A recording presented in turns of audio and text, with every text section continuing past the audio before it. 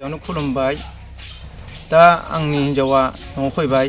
दा आं सानदोंमोन उमानन्द बर'जों खारफालांदों दा बे नङा आंनि बिसिया रुवाथि थाहैदों क'क्राझार खासिबारियाव दा फैबाय दा आंखौ अननानै रायजो राजाफ्रा निमाहा होदो आरो उमानन्द बर' नोंबो गोरोन्थि दासानसै दा आङो गोरोन्थियाव होफ्लांबाय दा आङो बेखौनो बुंनो सानदों रायजो राजाफोरनि सिगाङाव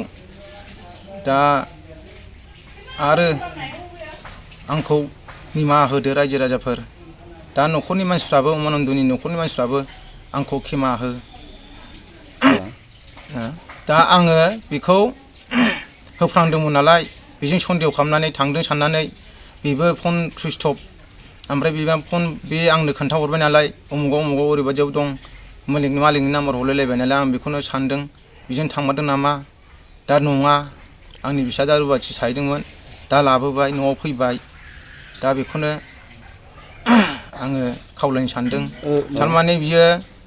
मबाइल सुइच अफखौ अन खालामहरदों ओमफ्राय न'नि मालिक थानायखौ नाम्बार हरदों ओमफ्राय जायगानि नाम्बार खोन्थाहरनायखाय जायगानि गामि खोन्थाहरनायखाय आङो बेखौ सन्देह सानदों आरो थारमाने बियो नोंनि हिन्जावा उमुग गामियाव दं होननानैसो खिन्थाहरदोंमोन औ ओमफ्राय नों बेखौनो सन्देह खालामफ्लांदों औ आं बेखौनो सन्देह खालामफ्लांदों आंनो खोन्थायाखै 1 थारिखआव बे मुलि लायनो होननानै गुरुबासायाव ओंखारलांदों ओमफ्राय बेनिफ्रायनो मबाइला सुइच अफ